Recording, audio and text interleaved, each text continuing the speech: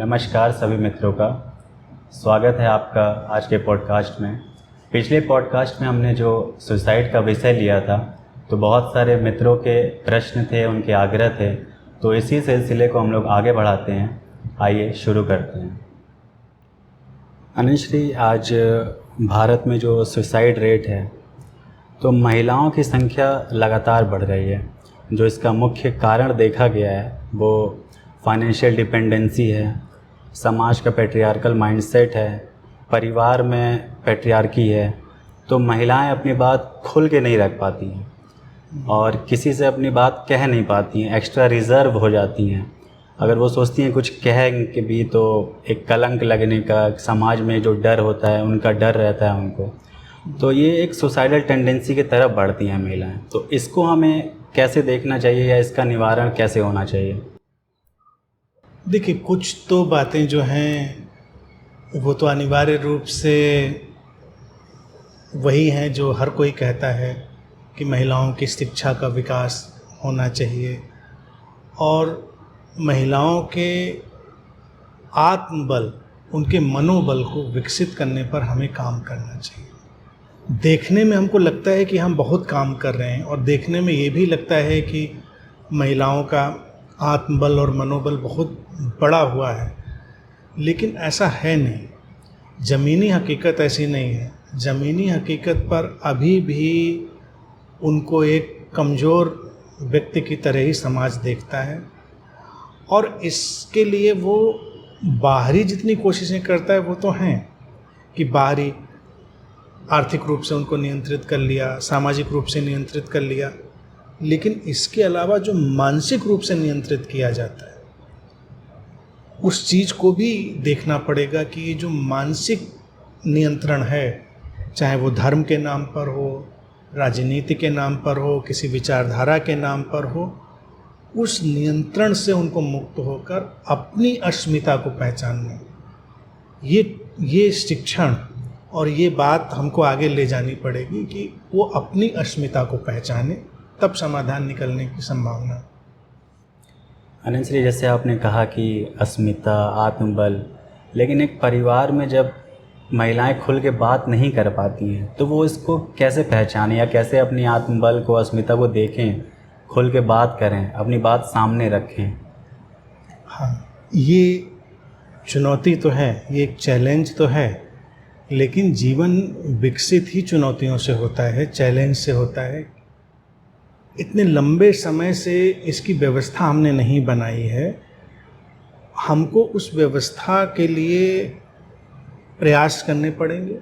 अब जैसे स्त्री को हम देखें तो अभी तक पारंपरिक रूप से स्त्री को हम किसी न किसी संबंध में ढालकर ही देखते रहे, माँ के रूप में, पत्नी के रूप में, पुत्री के रूप में, या इस या उस किसी न किसी हम संबंध में ढाल कर देखते रहे। संबंध सुंदर है, संबंधों में कोई बुराई नहीं है, लेकिन संबंधों से अलग भी व्यक्ति की एक जीवंत सत्ता, एक अलाइव प्रेजेंस, इसका एहसास करना और कराना वो ज़रूरी होता है। और स्त्रियों के ऊपर इस चीज़ का बोझ इतना ज़्यादा है। अब नई पीढ़ी जो थोड़ा बहुत विकसित हो रही है, वहाँ कहीं इक्के दुक्के ऐसे लोग हैं जो उससे आगे जाने की कोशिश कर पा रहे हैं, लेकिन बहुतायत में क्या होता है, स्त्रियां स्वयं उस दबाव के नीचे घिरी हुई होती हैं कि अपनी स्वतंत्र सत्ता, जो उनकी अलाइव प्रेजेंस है, उसमें वो अपने को अनकंफर्टेबल अनुभव करती हैं, उसमें अपने को असहज अनुभव करती हैं। इसीलिए उनको भी एक संबंध चाहिए, कोई ना कोई संबंध या संबंधित होने की कोई व्यवस्था। इन्हीं कारणों से देखा जाए अपने देश में तो ख़ास तौर से, और बाहर के मुल्कों में भी ऐसी कोई बात नहीं कि वहाँ नहीं है, वहाँ भी है, विवाह को इतना प्रमुख बना दिया गया। एक स्त्री है, एक लड़की है, तो उसका विवाह तो अनिवार्य ही है, उसमें भी कोई बुराई नहीं है, विवाह होना चाहिए अगर व्यक्ति की स्वतंत्र इच्छा से आता हो, उसके स्वतंत्र जो चाहना है उससे आता हो। लेकिन उस सामाजिक दबाव अगर है तो वस्तुतः वो उसकी अस्मिता के इनकार के तौर से, यानी कि उसको स्वतंत्र व्यक्ति की तरह से देखने से समाज इनकार करता है।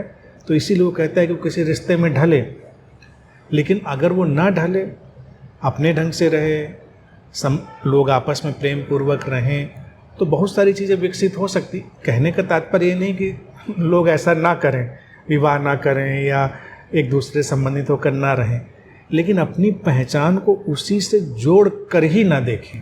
तो अगर जिस तरीके से आप बता रहे हैं अगर महिलाएं करने लगें तो मुझे तो लगता है कि संबंध भी उनके आपस में टकराव शुरू हो सकते हैं, उनके संबंध टूट सकते हैं।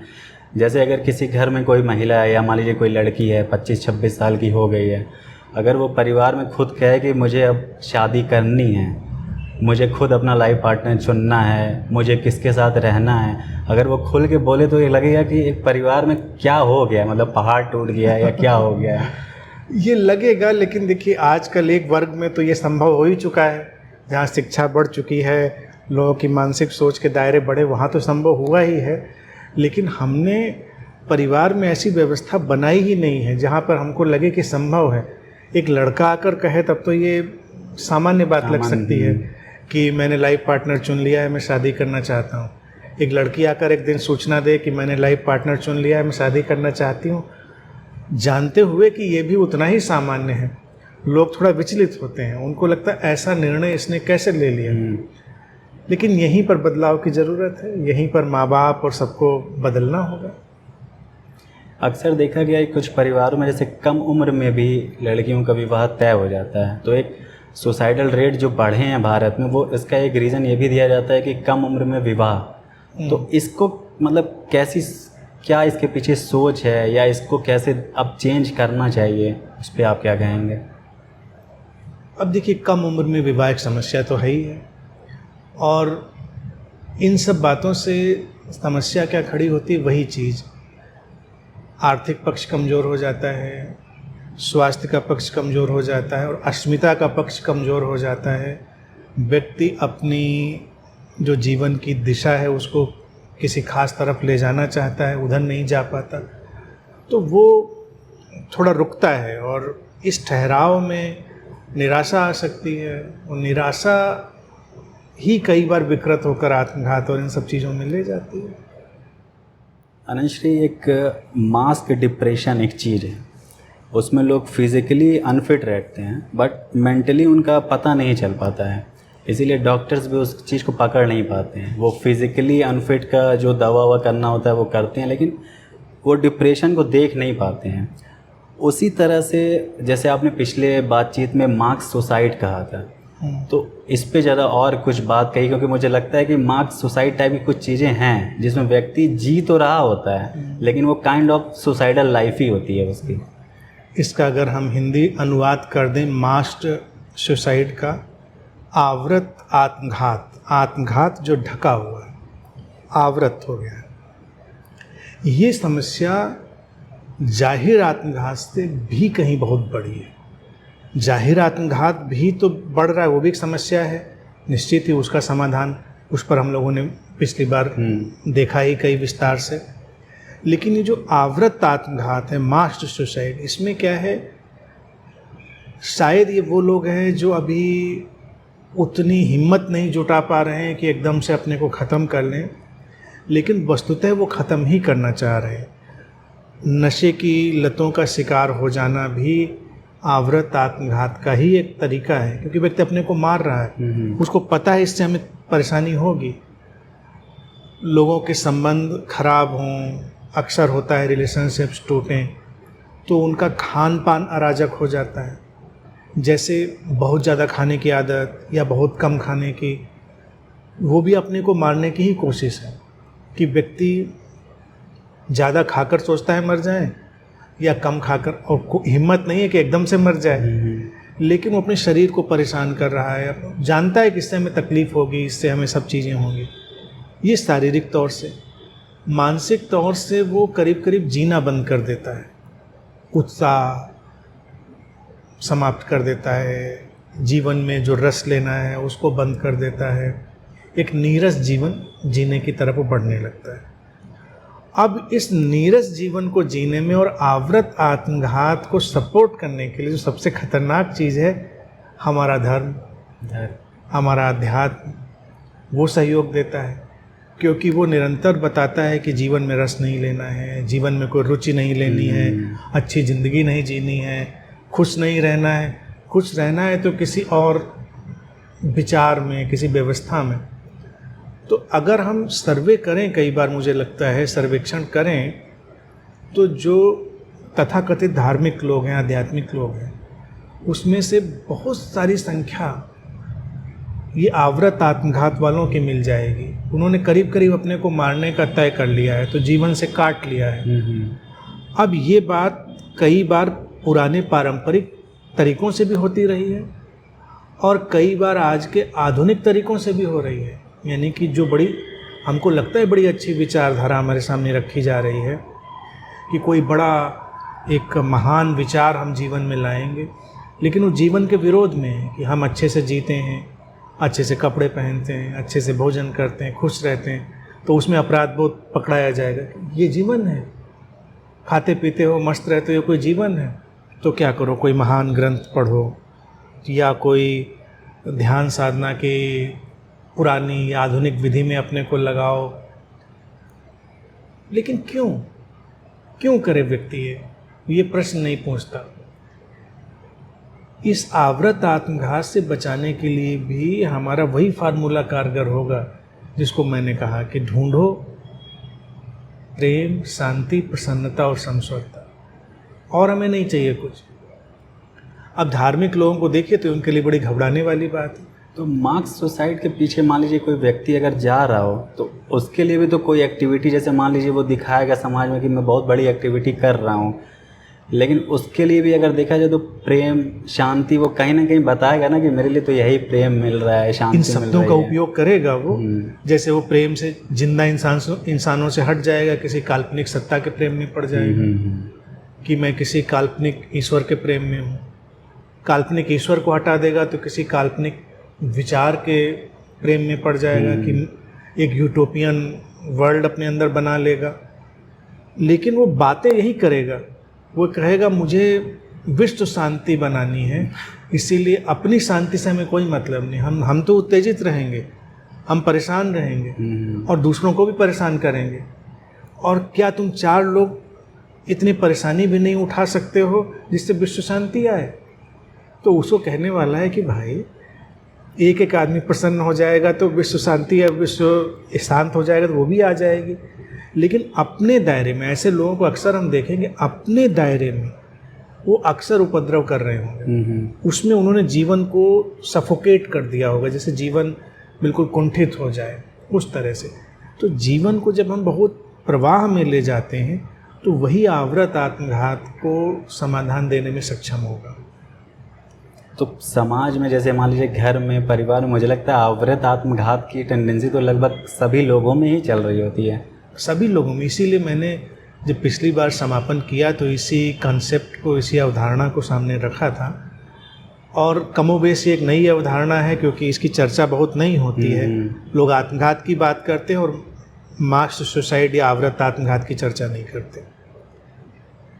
कुछ लोगों को लगता है कि जीवन बहुत बदल गया है क्योंकि वो चंद घरों को, चंद बहुशिक्षित परिवारों को देखते हैं, या वो मीडिया में ऐसे कुछ चंद परिवारों को देखते हैं जिनके यहाँ जीवन लगता है बड़े अच्छे ढंग से विकसित हो रहा है, लोग खुश हैं, सब प्रसन्न हैं। लेकिन अपने भारत में मध्य वर्ग के परिवारों को देख लो, मध्य वर्ग के परिवारों की स्त्रियों को देख लो, ख़त्म हो गई ज़िंदगी। किचन से घर, बच्चा एक पैदा हो जाए तो बच्चे को पढ़ाना, होमवर्क कराना। कई बार तो ये भी बड़ी आयरनी है, इससे लोग थोड़ा कम सहमत होंगे। मुझे लगता है एक बच्चे को पैदा करके जो पढ़ाने का अभियान चलाते हैं वही मार्क्स सुसाइड उसमें भी छुप जाता है। अपनी ज़िंदगी ख़त्म कर दी, बच्चे का बस्ता, बोतल वो ढोना, उसका होमवर्क कराना, जीवन भर जब तक वो बड़ा हो जाए उसके पीछे पीछे भागना। आपका जीवन कहाँ है? कहीं नहीं। क्योंकि मुझे क्या जीना है, मैं तो इसके लिए जी रहा हूँ या जी रही हूँ। तो किचन, स्कूल, होमवर्क, ख़त्म ज़िंदगी। उसके पास अपना कुछ भी नहीं है। फिर इसी में मैं उस चीज़ को भी नहीं छोड़ता हूँ, अध्यात्म का। जो किसी को लगेगा कि चाहिए छोड़ो अध्यात्म में आ जाओ, ये भी बहुत सारी टीचिंग्स में चलता ही है कि अच्छा ये वाली चीज़ तो समझ में आ रही नहीं सही है, तो सत्संग, प्रवचन। लेकिन वहाँ भी वो वही कर रहे हैं। वहाँ भी वो अपने को छुपा रहे हैं, अपने को हटा रहे हैं। जीवन जीने में अगर हमको उल्लास, उत्साह, प्रसन्नता नहीं है, जीवन जीने में एक फ्लावरिंग नहीं है, तो इसका मतलब आवृत आत्मघात की चपेट में हम हैं। अगर हम बैठकर दूसरों की निंदा कर रहे हैं, दूसरे ऐसा बुरा कर रहे हैं, ऐसा खराब कर रहे हैं, तो इसका मतलब हम आवृत आत्मघात की चपेट में हैं, चाहे हम किन्हीं भी बातों के आवरण में कर रहे हों उसको। जो उससे बाहर होगा, जीवन जी रहा होगा, वो इन सब बातों में नहीं पड़ेगा, और एक जीवंत व्यक्ति के संपर्क में बाकी लोग भी जीवंत हो जाते हैं। मुझे तो लग रहा है कि जो आवृत आत्मघात की चपेट में हैं वो खुद तो उस तरह की ज़िंदगी जी रहा है, वो दूसरे को भी इनवाइट करता है कि तुम भी ऐसे ही जीवन जियो। जैसे सो कॉल्ड जो स्पिरिचुअल मास्टर होते हैं वो प्रवचन दे रहे हैं, सो कॉल्ड एक्टिविटीज़ करा रहे हैं, उसमें लोगों को इनवाइट भी कर रहे हैं, तो ये उनका आवृत आत्मघाती तो है। और जो वहाँ लोग इन्वॉल्व हो रहे हैं, जो लोग कर रहे हैं, उनके लिए भी देखा जाए तो एक स्यूडो एम्बिशन बन गया है कि मेरे लिए शांति, प्रेम, इसी में सब कुछ मिलेगा। बिल्कुल, बातें वो बिल्कुल ठीक कह रहे होंगे, बातें कन्विंसिंग भी होंगी कि शांति चाहिए, प्रसन्नता चाहिए, प्रेम चाहिए, सब चाहिए, लेकिन वो कैसे चाहिए, वो क्या सचमुच में आ रही है कि केवल बातों में ही है। बातों में देखिए जीवन में परिलक्षित होनी चाहिए। ध्यानी व्यक्ति के लिए मैंने हमेशा एक बात कही, जिस पर मैं समझता हूँ सबको ध्यान देना चाहिए, वो दिखना चाहिए ना। आपके अंदर है तो आप जहाँ कहीं बैठे दिखना चाहिए, वो आपको दूर से देखे लगे कि इसके अंदर कुछ तो अलग है, कुछ तो अलग है। आप वैसे ही मुरझाए हुए, मरे हुए, जब तक आप प्रवचन नहीं देंगे तब तक नहीं पता चलेगा कि आप आध्यात्मिक व्यक्ति हैं। और मुझे लगता है किसी में अगर दिखता नहीं है तो वो गीता का आजकल लोग टेक ले लेते हैं कि कृष्ण ने ऐसा कहा था, मतलब खुद का उनका दिख नहीं रहा तो वो गीता की टेक ले लेंगे या किसी भी पुस्तक की टेक ले लेंगे। हाँ, पुस्तकों की टेक तो बेमानी है। मुझे लग रहा है पुस्तकें भी आवृत आत्मघात को छुपाने का एक जरिया है। पुस्तकें बहुत सुंदर हैं, बेशक बहुत सुंदर है, लेकिन ज़िंदगी की किताब बहुत सुंदर है। पढ़नी है तो ज़िंदगी की किताब पढ़नी है, पुस्तकों में सिर थोड़ा ही मारना है हमको। चलिए, ऐसा देखा गया है कि घरों में या समाज में जो भी आवृत आत्मघात, मास सुसाइड की चपेट में हैं, वो आने वाली जनरेशन्स या अपने घर में भी उसी टेंडेंसी को, उसी प्रवृत्ति को ही बढ़ाना चाहता है या उसी को देखना चाहता है, अपने उसमें खींच लेता है। तो ये क्यों होता है, इसका कारण क्या है? इसका कारण एक बड़ा सहज मनोविज्ञान है। बचपन में अगर देखा हो, जैसे बच्चे खेलते थे हम लोग बचपन में, और कोई बच्चा नाली में गिर गया तो ये होता था, ये नाली में गिर गया, इसको नहाना चाहिए, तो वो सबको छूने की कोशिश करता था कि हमने तुमको छू दिया, तुम भी गंदे हो गए। तो अब वो एक तरह से अपनी चीज़ को न्यूट्रलाइज कर रहा है कि ऐसा नहीं कि हम ही नाली में गिरे, हम ही गंदे हैं, तुमको भी छू दिया, तुम भी गंदे हो गए। इसी को कहते हैं, जैसे एक बार एक जंगल में सियार था, राजा बन गया, फिर वो कहीं गया, किसी से लड़ बैठा अपने से ऊंचे वाले जानवर से, उसमें उसकी पूंछ कट गई। तो उसने आकर आदेश जारी किया कि जंगल के सारे सियार पूंछ कटवाएंगे अपने। तो अब वो राजा साहब की पूंछ कटी, बाकियों की पूंछ कटी नहीं, तो उसने कहा सब पूंछ कटवाएंगे। अब जब सबने पूंछ कटवाई, सब नॉर्मल हो गए, वो एडजस्ट हो गया। ये सबसे देखा जाए तात्कालिक और सबसे सरल रास्ता व्यक्ति को दिखाई देता है कि हम ऊपर उठें किसी भी समस्या से, चाहे वो आवृत आत्मघात हो कोई भी, और दूसरे को भी उठने में मदद करें। इससे इसका सरलीकरण इसको कहते हैं। सरलीकरण उसको लगता है उसको भी वैसा ही बना दें तो हमको कोई परेशानी नहीं होगी। हम बोले ठीक है, सभी तो वैसे ही हैं। अगर मेरी ज़िंदगी ख़राब हुई है, मेरी ज़िंदगी पिस गई है, ख़त्म हो गई है, तो इसकी भी हो गई है, तो उसमें वो जाने अनजाने वो चीज़ करते हैं। तो ये एक सरलीकरण का मनोविज्ञान है। इस सरलीकरण के मनोविज्ञान को तोड़ने के लिए हमको बेशक बहुत एफर्ट करने पड़ेंगे कि लोगों को बताना पड़ेगा कि इससे समाधान नहीं मिलता है, इससे तो आप परेशानी को और बढ़ाते हैं और उसमें छुप जाते हैं। तो काइंड ऑफ वो प्रूफ भी ढूंढते हैं क्या कि मेरे रहने का भी प्रूफ है ये, हाँ, मैं सही हूँ उस तरीके। बिल्कुल बिल्कुल। वो अपने को गलत नहीं मान सकते ना। और इसीलिए परिवारों में देखिए स्त्रियां सबसे ज़्यादा दमित करी गई, आवृत आत्मघात में वो ज़्यादा लिपटी, मध्य वर्ग निम्न मध्यम वर्ग सब देख लो, उच्च में भी है लेकिन यहाँ तो बहुतायत में मेजॉरिटी में मिल जाएगा। वो अपने पीछे आने वाली पीढ़ियाँ अपनी बहुएं उनको भी उसी में खींच लेते हैं क्योंकि जस्टिफाई हो जाता है उनको लगता है कि सब ऐसे ही होता है, कोई हमारी ज़िंदगी में ऐसा हुआ तो कोई नई बात नहीं थी।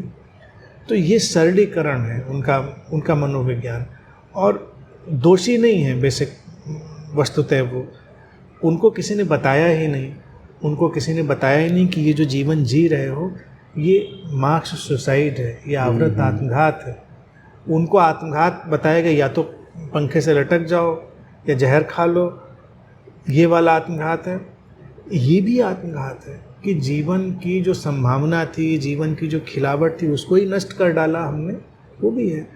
तो जब उनको ये चीज़ पता चलेगी तो हर इंसान सचमुच में है बहुत अच्छा, अज्ञान में है, तब जब वो अपनी नई पीढ़ी को देखेगा तो उसको लगेगा कि हाँ ये बात तो है, मेरा जीवन तो संभावनाओं से रहित हो गया, जो उसमें सुंदरता होनी चाहिए, लेकिन इससे मिला तो हमें कुछ नहीं। अब घर में चारों प्राणी, पांचों प्राणी, तीनों प्राणी, दो प्राणी, जितने भी हैं घर में, सभी अगर उसी उदासीनता के आवरण में ढके हुए हैं तो घर तो और उदासीन हो गया। हम अगर नहीं कर पाए तो अगर दूसरे लोग कर लेते हैं तो घर में कुछ तो नई हवा आती है।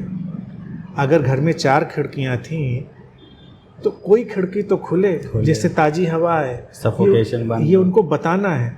लेकिन सफोकेशन की आदत, सबका दम घुट रहा है, फिर दूसरा भी कहता है कि मेरा भी दम घुट रहा है, तो कहते हैं हाँ ऐसा ही होता है।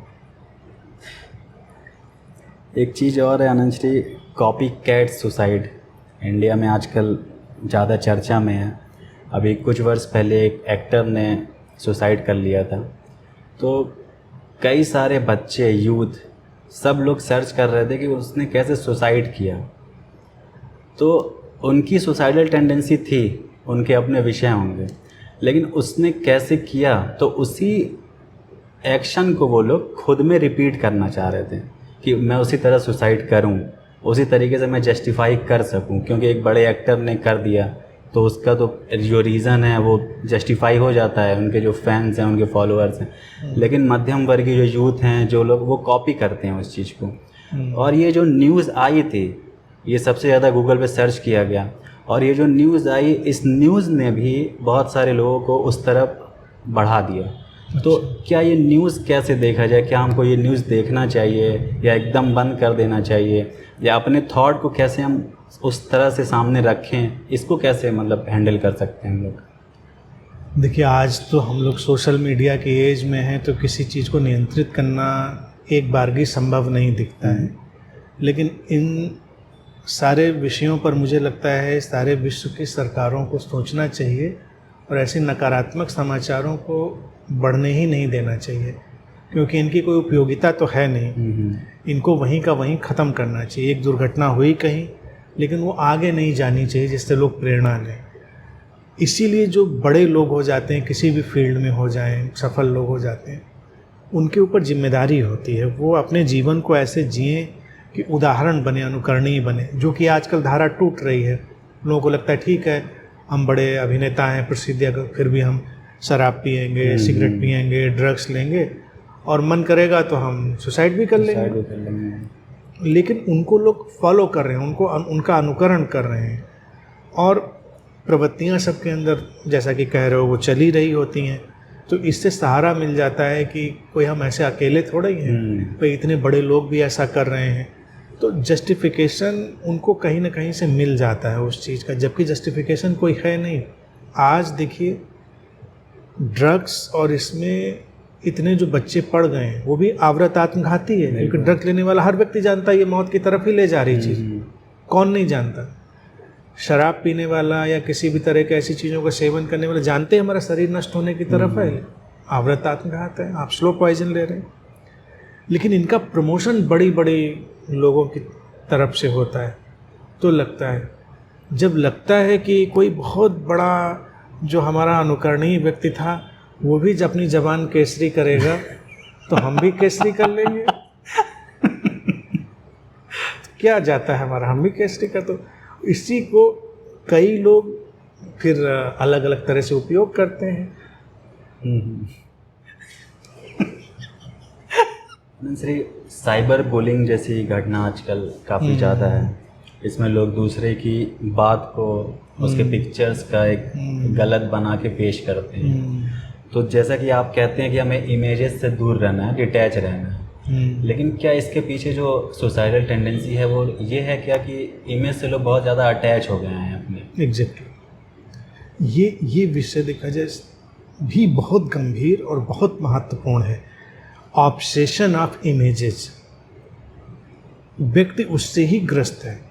और ये जो नया सोशल मीडिया का क्रिएशन हुआ है, इसने इस इमेज वाले पहलू को तो बिल्कुल ही ध्वस्त कर दिया है। ध्वस्त इस सेंस में कि स्यूडो इमेजेस, स्यूडो इमेज की स्यूडो इमेज जिनका कोई मतलब नहीं, वो लोग बना रहे हैं। हमने कैमरे इतने इजीली अवेलेबल करा दिए हैं, कैमरों में फ़िल्टर हैं, सब हैं। व्यक्ति जैसा नहीं है वैसा दिख रहा है, उस पर भी प्रशंसा लेना चाह रहा है, उस पर भी वो तारीफ़ें चाह रहा है, उस पर भी लाइक्स चाह रहा है। अब वो परेशान होता है। तो हम जैसे हैं वैसे अपने को स्वीकार करें, ये वाली चीज़ समाज में कम होती जा रही है। जबकि विकास के साथ में व्यक्ति को मुक्त होना चाहिए था कि इमेजेस से वो समझ जाता कि हम अपनी वास्तविक छवि की तरफ जाएंगे। लेकिन घूम कर क्या हुआ कि जैसे पहले धर्मों ने उसको झूठी छवि दी, तमाम तरह की विचारधाराओं ने उसको एक स्यूडो इमेज दी। अब सोशल मीडिया ने तो बिल्कुल जैसे एक ज्वालामुखी ही खोल दिया है झूठी छवियों का, और व्यक्ति उसका शिकार है। और ये आत्मघात जो एक्चुअल हो रहा है और जो आवृत आत्मघात जो ज़्यादा संख्या में है, इसकी सारी जो नींव है उसमें ये झूठी छवियां तो पड़ी हुई हैं। तो व्यक्ति को जब तक इसका हम रियलाइजेशन नहीं करा सकते हैं कि अपनी छवि किसी दूसरे की आंख से मत देखो, झूठी छवियों के शिकार मत बनो, तो बहुत बोझ उसके ऊपर से हट जाए। हर व्यक्ति प्रशंसा लेना चाह रहा है। अब ये देखिए मौलिक कमजोरियां हैं व्यक्ति की, समाज भी उनका उपयोग करता है, धर्म राजनीति भी करते हैं। अब सोशल मीडिया भी एक व्यापार है, तो उसने उसको घुमाकर उसका उपयोग करना शुरू कर दिया कि व्यक्ति की छवियों का शोषण किया जाए। दुनिया में कोई व्यक्ति नहीं जो अपने को अच्छा कहलाना नहीं चाहता। दुनिया में कैसा भी व्यक्ति हो वो अपने को सुंदर कहलाना चाहता है। मूर्ख से मूर्ख व्यक्ति हो अपने को विद्वान कहलाना चाहता है। इसीलिए अक्सर व्यक्ति को जो बिल्कुल ऑफिशियली मैथमेटिकली भी कुरूप हो, उसको भी अगर आप कुरूप कह दीजिए तो उसको भी परेशानी हो जाएगी, चिढ़ जाएगा। वो आईने के सामने खड़े होकर बिल्कुल मैथमेटिकली जान सकता है कि हाँ ठीक है, नॉर्म पे नहीं है, प्रॉब्लम नहीं है कोई, लेकिन जो नॉर्म है उसमें तो नहीं है चीज़। और उसी ऑफिशियली कोई बिल्कुल मूर्ख हो सकता है, नहीं समझ में आ रही बात, कोई प्रॉब्लम नहीं। मैं कहता हूँ उसमें कोई प्रॉब्लम नहीं। दुनिया में ऐसे लोग भी हो सकते हैं जिनके नहीं समझ में आती बात, लेकिन वो भी सिद्ध करना चाहेगा कि ऐसा नहीं, मेरी भी समझ में आता है, तुम्ही को नहीं समझ में आ रहा है कि मेरी समझ में क्या आता है। तो ये 2-3 बातें लोगों को हमेशा चुभती हैं। इसीलिए कभी किसी की तारीफ़ जब भी करनी हो तो हम लोग यही 2 बातें उपयोग करते हैं, और बहुत अच्छे लग रहे हो, आदमी तुरंत कहता हाँ अच्छे लग रहे हैं ना, या क्या बात कही आपने, तो हाँ कुछ तो हमने कही दिया होगा। तो ये छवियाँ, ये पूरा समाज मनोविज्ञान को जानता रहा है। अब इनका ही शोषण बाजार कर रहा है, जहाँ पर उसको एक झूठी छवि में ढाला जाता है, और फिर वो कई बार इतनी सख्त हो जाती है, इतनी स्ट्रांग हो जाती है कि उसके टूटने से भी वो विचलित होता है, क्योंकि उसका अपना कोई स्व तो रहा नहीं। तो वो छवि टूटी, उसको लगता है वही टूट गया। सोशल मीडिया के आंकड़ों में देखोगे तो तमाम मिल ही जाएंगे, कितने बच्चों ने सुसाइड कर ली। कोई आया, किसी ने अपनी फ़ोटो डाली और किसी ने उस पर तमाम ख़राब कमेंट कर दिए, वो डिप्रेशन में चला गया, सुसाइड कर लिया। ऐसे कई न्यूज़ मैंने पढ़ी। या असफलता की बातें कि अब सफल हुआ या व्यक्ति या असफल हुआ, ये कौन तय करेगा। स्वयं वो तय करेगा। लेकिन अब ये बाहर का जो वर्ग है तो सोशल मीडिया के थ्रू उसके घर में आ चुका है, वो भी बताता है कि तुम वस्तुतः सफल नहीं हुए, तुम तो असफल ही हो गए। जाहिर तौर से सफल है, लेकिन फिर उसको एक निराशा पकड़ जाएगी, वो भी आत्मघात की तरफ बढ़ेगा। ये जो पिछली बार भी हम लोगों ने चर्चा की थी इस पर कि इतने हाई मार्क्स लाने वाले बच्चे, सेकेंड पोजीशन लाने वाले बच्चे, वो क्यों सुसाइड करते हैं? क्योंकि उनको एक ऐसी झूठी छवि दे दी गई कि जो पहले पे नहीं आया दूसरे पे आया, वो बड़ा गलत हो गया। जबकि पहले पे आया दूसरे पे आया तो वो भी लाखों बच्चों में तुम दूसरे पर आए, लाखों बच्चों में तुम तीसरे पर आए, क्या समस्या है? लेकिन नहीं, वो झूठी छवि उसको दे दी गई। तो हमको वस्तुतः बचपन से इसको सींचना पड़ेगा कि बच्चे को अपने होने से, यानी उसकी प्रेजेंस से जोड़ना सिखाना चाहिए कि तुम हो, तुम्हारी प्रेजेंस है, तुम्हारी प्रेजेंस में अलाइवनेस है, पर्याप्त है, दैट इज सफिशिएंट। इसके सिवा कुछ नहीं, इसके सिवा कि तुम कोई मेडल लाओगे, तुम वो लाओगे, इसकी हम परवाह नहीं करते। लेकिन तुम अपनी अलाइवनेस से जुड़ो। अलाइवनेस से जुड़ेगा तो जीवन में अच्छे ही काम करेगा, जो भी वो करेगा। अगर वो पीस, हैप्पीनेस, लव, हार्मनी ही जीवन में ढूंढेगा तो कुछ बुरा कर ही नहीं पाएगा, अच्छा ही करेगा। तो ये छवियों का जगत निश्चित ही बड़ा चुनौतीपूर्ण, और इस पर बहुत काम करने की ज़रूरत है। जैसे आप कह रहे हैं कि इस पे काम करने की ज़रूरत है, तो आदमी शुरू कहाँ से करे? छवियों से डिटैच होना शुरू कहाँ से करे? अगर पूरा समाज उसके विरोध में है, वो एकदम से हटना शुरू करे, तो वो इनिशियल स्टेप ले कहाँ से? इनिशियल स्टेप यही है कि देखिए, या तो ऐसे लोग समाज में हम डाल पाएँ जो उसको कम से कम एक सीमा पर कंफर्ट दें, एक उसको सहायता दें, उंगली पकड़ें। ऐसे उंगली पकड़ने वाले लोगों को ही हम गुरु कहते हैं कि गुरु उंगली पकड़ लेता है जब समाज की छवियां अब उसको हटाने की ज़रूरत पड़ रही है। क्योंकि व्यक्ति जब हटाता है तो ये छिलके हटाने जैसी चीज़ है, प्याज के छिलके जैसे उतार रहा है वो। तो हटाकर फिर वो अपने को कन्विंस नहीं कर पाता कि जो हटा है वो सचमुच में ठीक है कि नहीं है। तो यहाँ पर हमारे बीच में ऐसे लोग भी होने चाहिए जो आश्वासन दे सके कि ऐसा भी जीवन संभव है, छवि रहित जीवन भी संभव है। सफलता, असफलता या इन सब में तटस्थ जीवन जीने वाले लोग भी होने चाहिए। सारी परिस्थितियों में सम रहने वाले ऐसे लोग हमारे बीच में ज़्यादा होने चाहिए। फिर व्यक्ति अगर उसे मान लीजिए ऐसे लोग नहीं मिल रहे हैं कोई, तब वो क्या करे? अकेले ही है तब वो क्या करे? अकेले तो उसको मनन करना पड़ेगा, उसको समझना पड़ेगा। एक ही चीज़ देखनी पड़ेगी उसको कि अगर हमको किसी भी छवि के लिए कहीं बाहर से प्रमाण पत्र लेना पड़ता है या हमें उसको जस्टिफाई करना पड़ता है, सिद्ध करना पड़ता है, तो ये मौलिक नहीं है। ये मौलिक नहीं है तो ज़्यादा देर टिकेगी नहीं और हमको पीड़ित करेगी। तो उसको अच्छी बुरी कैसी भी हो, उसको एक तो बाहर से प्रमाण पत्र लेने की कोशिश बंद करनी चाहिए और अपने को सिद्ध करने की कोशिश बंद करनी चाहिए। अगर लोग आकर उसको कह जाएं कि तुम गलत हो, एक्सेप्ट कर लेना चाहिए उसको, ठीक है आप कह रहे हैं तो गलती होंगी। कोई आकर कह जाए कि इस मामले में तुम बिल्कुल ठीक नहीं हो, उसको लगता है कि मैं ठीक हूँ, तो उसको मुस्कुराकर इस बात को एक्सेप्ट कर लेना चाहिए, तब उसकी छवि टूटेगी। अगर वो कहेगा कि मैं ऐसे ठीक हूँ और बाहर के लोग ठीक नहीं मान रहे, तो उलझ जाएगा और फिर उलझाव में बड़ा टकराव होगा।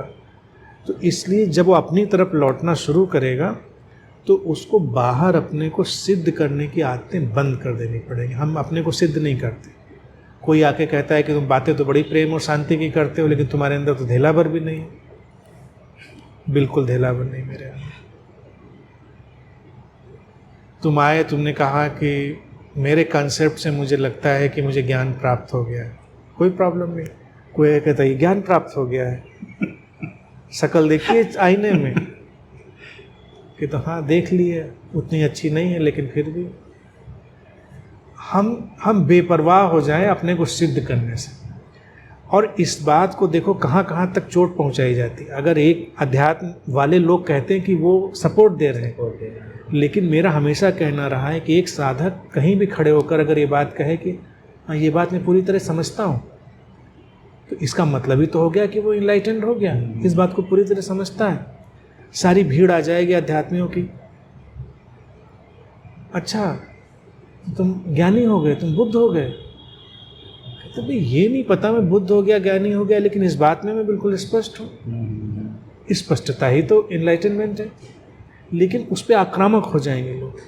तो मेरा कहना है क्यों नहीं कोई बुद्ध हो सकता है, बहुतायत में बुद्ध हो सकते हैं भाई, हैं इस टाइम पर इस बात में मैं बुद्ध हूँ, इनलाइटन। तो मुझे लग रहा है जैसे मार्क्स सुसाइड का हमने कॉन्सेप्ट दिया, इस तरह से पार्शियल इनलाइटनमेंट और पार्शियल बुद्धा का कॉन्सेप्ट भी हमको लेना चाहिए कि ये इस टाइम पर पार्शियल इनलाइटनमेंट में है, ये पार्शियली बुद्धा है। और कॉन्फिडेंस इसको कहना चाहिए कि I am partially Buddha, I don't care. तुम कह रहे हो गलत, ठीक, तुम कह रहे हो सही, ठीक, मैं सिद्ध नहीं करता और मैं तुमसे प्रमाण पत्र नहीं मांगता, दैट्स ऑल। सुसाइड जैसे बहुत व्यापक विषय पे हमने अनंत श्री से बातचीत की। बहुत सारे मित्रों के जो प्रश्न थे, उनके मन में जो द्वंद्व थे, अनंत श्री से बातचीत से जो उन्होंने हर प्रश्न के एक बहुत ही बेहतरीन उत्तर दिए, जैसे मार्क्स सुसाइड के बारे में, कॉपी कैट सुसाइड के बारे में, जो समाज में इस समय चल रहा है लेकिन हमें उसके बारे में पता नहीं होता है। आज अनंत श्री के द्वारा जब बातचीत हुई तो हमें नए कॉन्सेप्ट का पता चला, हम उसमें जी रहे हैं कि नहीं जी रहे हैं इसका हमें पता चला।